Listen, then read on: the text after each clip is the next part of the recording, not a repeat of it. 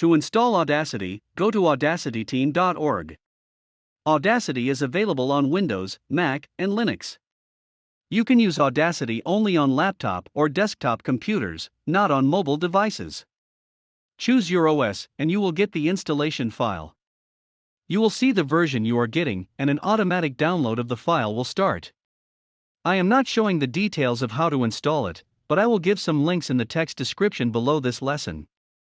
If for any cause the automatic download does not start, you can click the direct link. This automatic download process is identical for all the OS. For example, if I go to Windows, the same process will start. This time I am getting an exe file, and if you are a Windows user you already know how to install from an exe file. That's how you get the installation file for your OS, and you will always get the latest version following this process. If for any reason you want to install an older version of Audacity, you can also get that.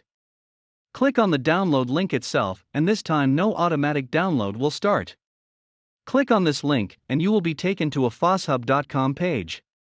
You will see some ads on top, but don't be confused. Scroll a bit, and you will see the Audacity files listed for different platforms to download. If you scroll a bit further, you will see two tabs: Changelog and Older Versions. Changelog is a summary of changes in the most recent version, and click on the Older Versions tab. Scroll a bit down, and you will see older versions of Audacity. I recommend using always the latest version as they contain new features. Still, if you need the older version, you now know where to get those.